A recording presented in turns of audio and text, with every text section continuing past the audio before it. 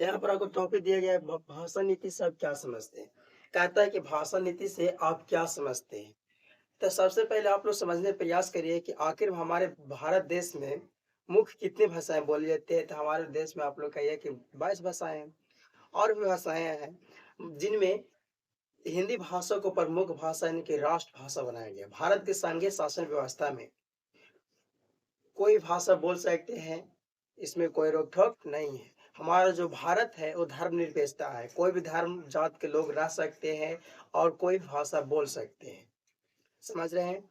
हमारे भारत के संघीय शासन व्यवस्था में अनेक भाषाएँ बोली जाती हैं। कितनी भाषाएँ बोली जाती हैं? अनेक भाषाएँ बोली जाती हैं, जिनमें हिंदी भाषा को प्रमुख भाषा बनाया गया है और संविधान के तहत यानी कि भाषा नीति के तहत संविधान में बताया गया है कि अन्य राज्यों को भी अपना भाषा चयन करने का अधिकार उनको दिया गया है।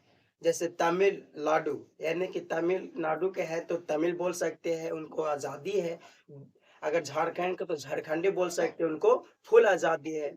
और गुजरात के हैं तो गुजराती बोल सकते हैं, इनमें कोई रोक-टोक नहीं है। एक भाषा नीति के तहत कहता है कि भारत के संघीय शासन व्यवस्था में अनेक भाषाएँ बोली जाती है, जिनमें हिंदी भाषा को प्रमुख भाषा और 21 भाषाओं को संविधान में मान्यता दिया गया है। संविधान के तहत ये कहा गया है कि अन्य राज्यों को स्व अपनी भाषा चयन करने का अधिकार दिया गया है। समझ रहे हैं आप लोग? भाषा नीति क्या है?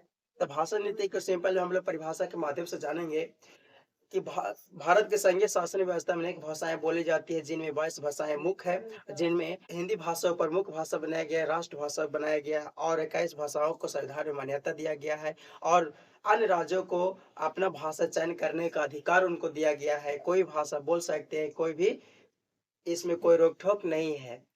ऐसे अनिवार्य बना दिया है भारत सरकार के द्वारा कि सभी हिंदी में बात करेंगे, हिंदी बोलेंगे, अनिवार्य है। अगर आप हिंदी बोलिएगा तो आपको पहचान में आएगा कि चलो हमारे ही देश के लोग हैं, हमारे देश के जनता है। हिंदी भाषा से माध्यम से पता चलता है। फिर मिलेंगे अगली वीडियो में, तब तक धन्यवाद।